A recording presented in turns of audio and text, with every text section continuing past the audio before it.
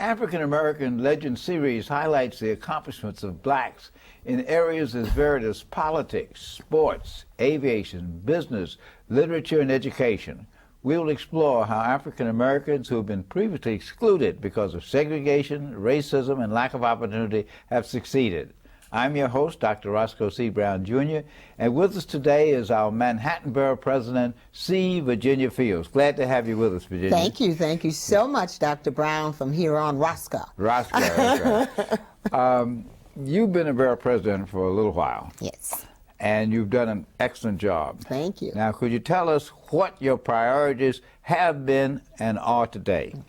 I'm in my 7th year, my second term, and of course I can only serve 2 terms, so I have 1 more year and a half to conclude my presidency of the Borough of Manhattan.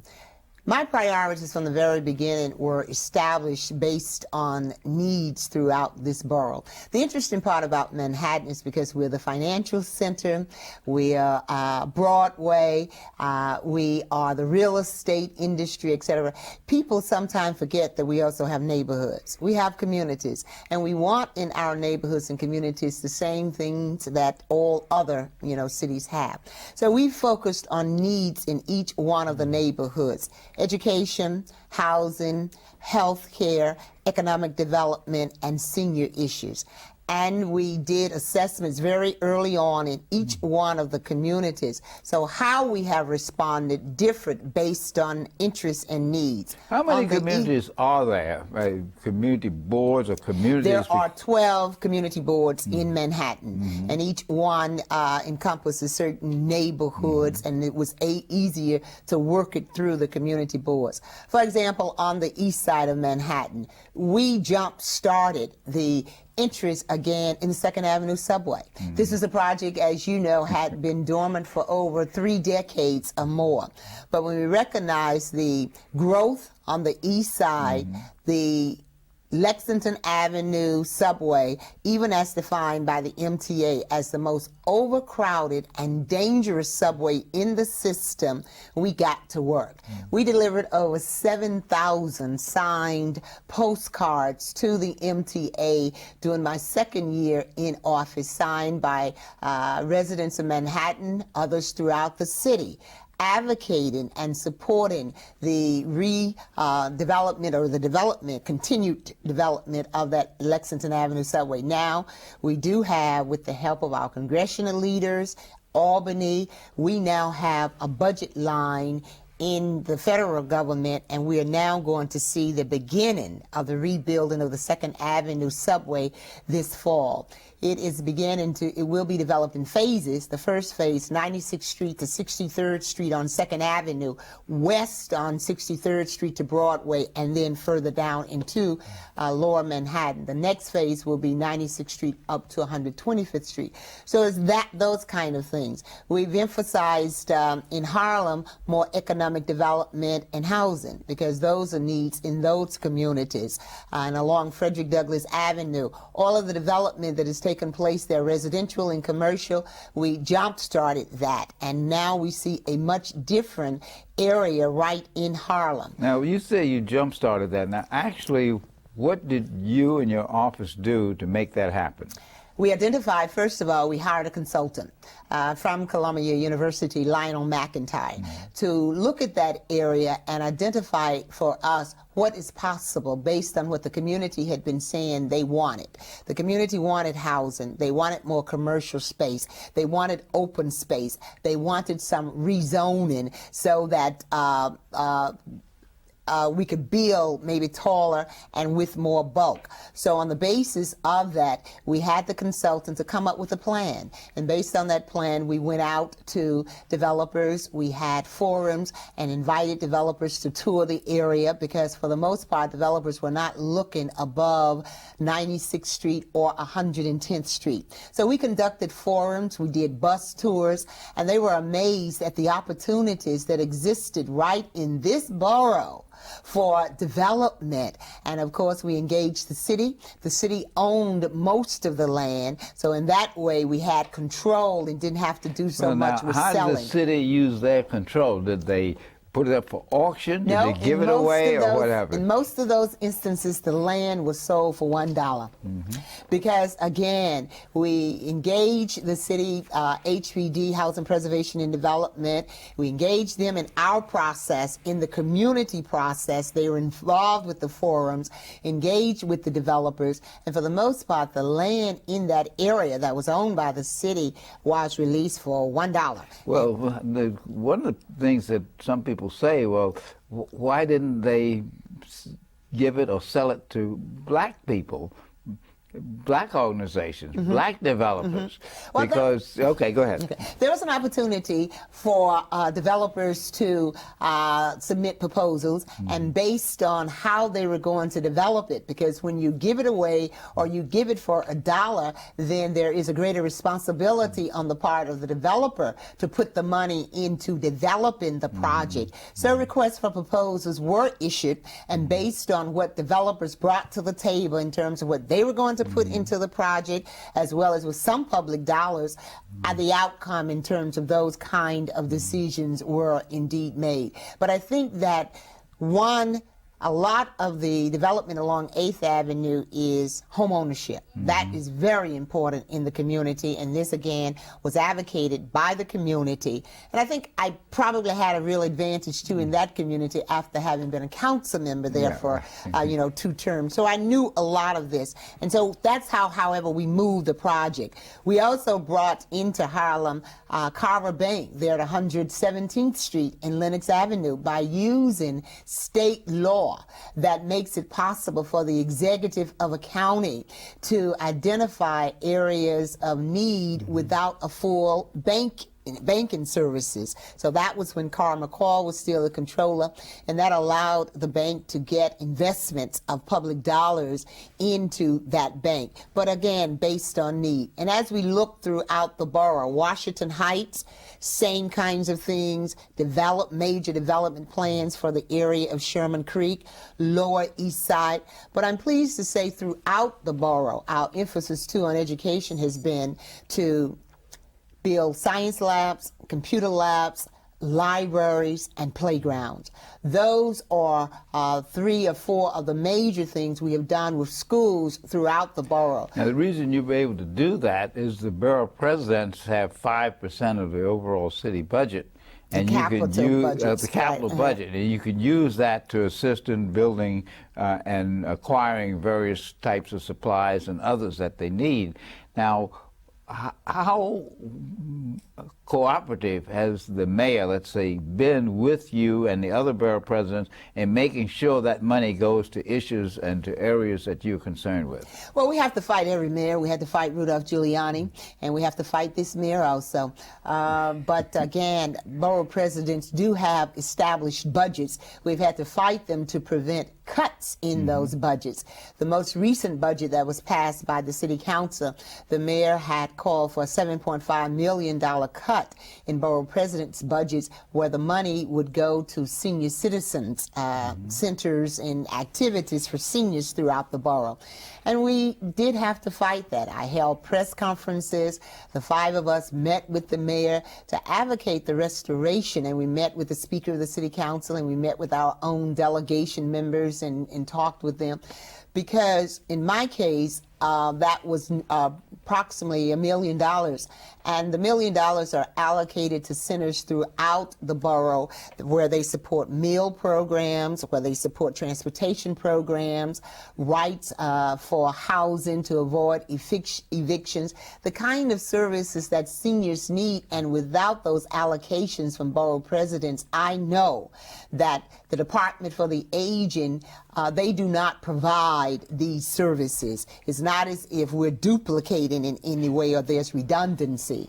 Well, why would the mayor or anyone even think about cutting money for seniors? What was the rationale? Or cutting the borough president. More importantly, I think cutting the borough president's budgets, where we are elected, we have obligations under the city charter to provide certain services and participate in the decision-making process. It never happens to that extent with any of the 2 mayors that I have been borough president under. Is that a power play between the mayor and the borough presidents?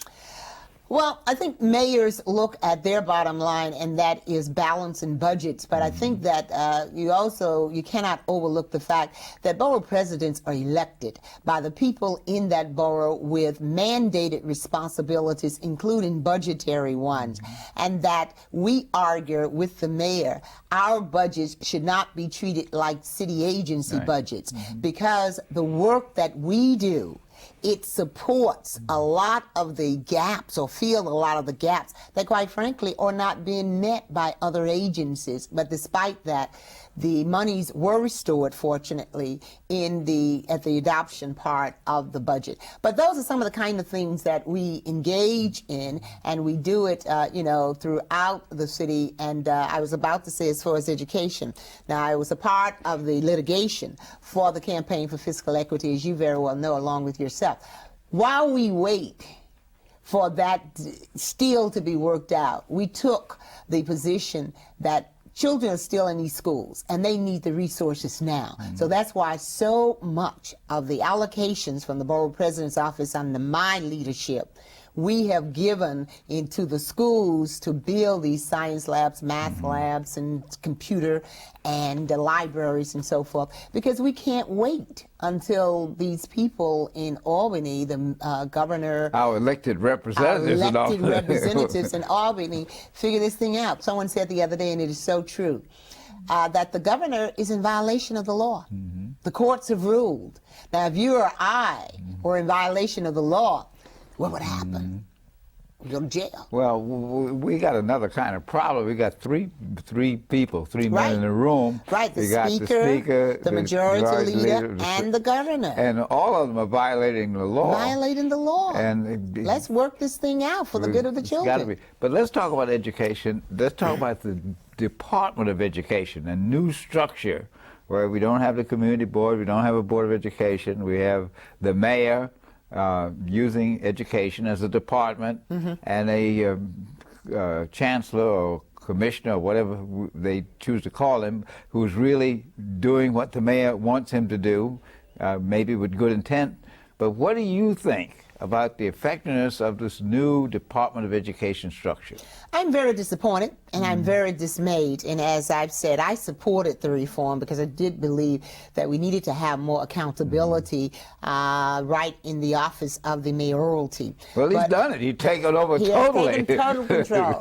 And what I was going to say about it, I know that was not the spirit nor the intent of the legislation to be dismissive of educators. I think they have been totally dismissive of educators in this city. People who have the experience, have the background, and the knowledge. Take, for example, the reading program, where educators and people in the field advised against that at the beginning of the school year. But despite it, that's the direction they went in, only by midstream to turn around, whether it was because of the dollars coming from Washington or not. But the point is that the children had to spend that amount of time going one direction, now to be turned around into a different system. Secondly, I think that they have used the structure in a way that has avoided the participation of parents, to the extent that at least I think parents believe with the school boards, and I know some of the issues and the problems with the former school boards, but that provided a way to get into the system. That has not worked.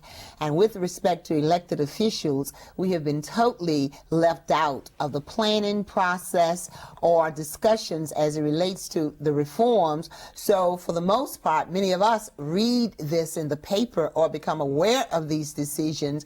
And then you're put in a position of reacting to something that, quite frankly, you should have been a part of based on what government should be, including and participation. Well, but so again, I'm dismayed. Yeah, I happen to share some of your feelings about this.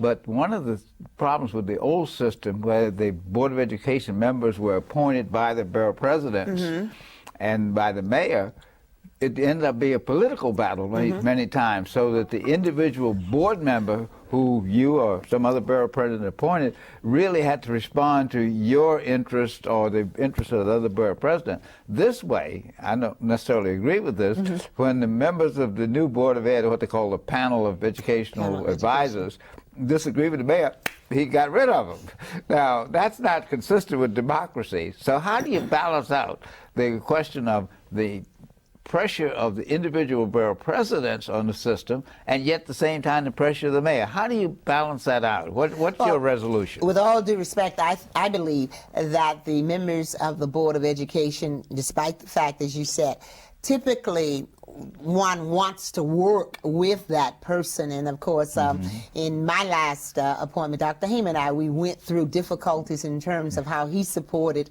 a person for the presidency that I disagreed with. But there were far more opportunities where we did agree. And ultimately, it was a decision of Dr. Heyman in terms of how he voted on budgets, how he voted on issues. But the good news is that there was a level of discussion. There was outreach into the larger community, where he also held town hall meetings so that parents knew about proposals that were being discussed, and they had an opportunity to react or to respond. And sometimes based on that, it helped to, form his opinion on things. So there was much more outreach beyond just the board members than what we see today with the panel members. The panel members do not know until they are at the meetings. They do not have the level of discussions and involvements as the members of the Board of Education did.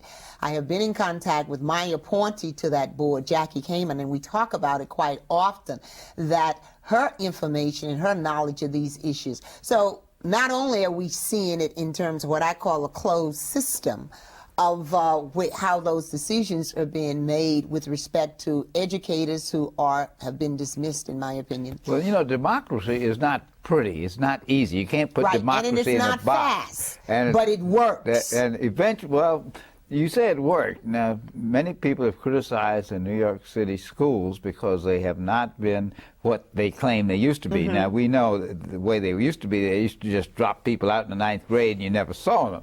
But nonetheless, there is a concern about the quality of education. And you share that, I share that, all of us share that. The question is, how do you get to this nirvana of having this perfect system of education? Top down probably doesn't work. Right. What would be your recommendation for modifying the way in which the schools operate now? Well, I agree, top down does not work, but I also believe that participation, inclusion, certainly people who are in the field. We started with a chancellor who did not come from the field of education, which we all know. I think that to surround oneself with knowledgeable people who have been involved more so than what we seem to see, I think is important. The ideas that come from communities, that come from parents, I think is extremely important. We seem to be in a trial and error mode right now. Let's try this. If it doesn't work, then let's change it. And to listen, to engage even the public. I don't see that happening to the extent that I think it is needed. Teachers, unions. I mean, we cannot continue, in my opinion, the conflict, the adversarial relationships, because unions, UFT, CSA, they all play a part in this. We have to figure out a way to communicate so that we can resolve the issues in the area of responsibilities that the mayor carries and that the unions are responsible. So it is about working together and finding ways to do it. And I'm convinced that we can do that when it is in the interest of those with the responsibility. The fact is, despite the so-called problems of New York City schools, we have some of the best schools in the country. We win a lot of the prizes, the scholarship prizes. We have the creative programs, the chess program, the alternative schools, the smaller schools. So the issue isn't so much that we don't do some things well. The issue is, how can we do more things well for more people? And the best way of doing that is an interaction. And your role in opening up the doors and let other very voices be heard. Well, what are you doing about third grade promotion? But before we go there, I just wanted to comment on what you Okay. just said, because that was going to be the second point, and that is, I think we need to look at the models that work, and how That's can we right. replicate those models in those same communities, in communities where we have students coming from backgrounds of lower socioeconomic means. They're excelling. They are moving forward. How can we replicate that in similar schools? I was a graduation speaker, Roscoe, last week of 3 schools, and while they each had their own sort of character and special moments, the good news in each situation is that over 95% of those students were going on and already accepted at college. The Choir Academy, the School of Finance and Economics, and Life Sciences and Environment. All in each instance, over 95%, 96%, and 100% of the students were going on. Let's look at those schools. What is leading to the success in them? So that's one of the things that we're doing. I was opposed, still am opposed, to social promotion based solely on test scores of reading and math. That is what I contended. I held a public hearing at Bank Street College where the chancellor spoke and others, and we all came to the same point. This is wrong. Of course, since then we have seen the Department of Education come full circle to put a process in place that makes it possible that a child is not held back sorely on those bases. So let's see what happens. However, I'm dismayed again in terms of what we still see in one of the lowest performing districts in Manhattan, District 5. We saw 3rd graders, 4th, 5th, and 6th, the grades go down percentage-wise. I think it was about 10% lower reading math for 4th, 5th, or 6th grade, some combination of that. That is unacceptable, because we started out making the case that in District 5, the scores were already low. So with these reforms, we advocated for greater resources, early assessment, more individualized and intensified studies. The former, well, actually 2 former now, Rudy Crew, understood this. Hence, he established the Chancellor Schools with additional resources, and those schools were working. They were eliminated under this new structure, and apparently the schools have not been given the help that they need when we see over 300 3rd graders in District 5 having to go to summer school. I've written to the chancellor asking specifically what is the program for these students in this district, school by school, in terms of the program, the teachers, the training of the teachers, the resources, what is going to be different during this summer school program to ensure that these students get what they need, including diagnostic evaluations. It's Dr. Sanford, Adelaide Sanford, who always talks about the need, which we don't do.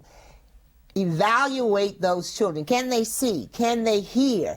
You know, are there some physical, emotional factors that we need to know about. So we are focused on the children in Manhattan, district by district, who must go to summer school in terms of wanting to know what are they getting different, and ensuring that there is something different. And we're not going to simply be, for political reasons, saying, you know, social promotion. It's catchy in terms of the political world. Well, speaking about the political world, as we come to the close of the program, I understand that you are going to run for mayor.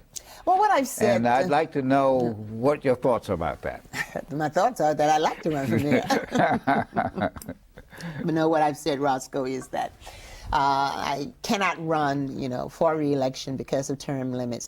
And I'm very interested and I'm very focused on it. I, of course, have not made a decision. We are engaged in the process that is necessary of raising money, increasing visibility, talking with a, you know, a lot of people. I'm encouraged by the conversations that I'm having, but I have not made a decision. I think certainly I come with the right kind of experience, 15 years as a person in elected office in the city. Believe it or not, because of term limits, I have the most seniority of any elected official today with 15 years.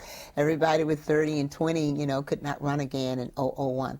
I also, as a participant, as a leader in government, I understand it, and I have a vision. So I'm engaged in the process, and we'll make a decision later this year. Well, it should be an interesting race because we have a lot of people, including the present mayor, who are thinking about it. Mm-hmm. That's one of the exciting parts of being in politics in New York City. If you did run for mayor, what would be your number one priority? I'm often asked that. My passion for education continues, but the need for decent, affordable housing is real.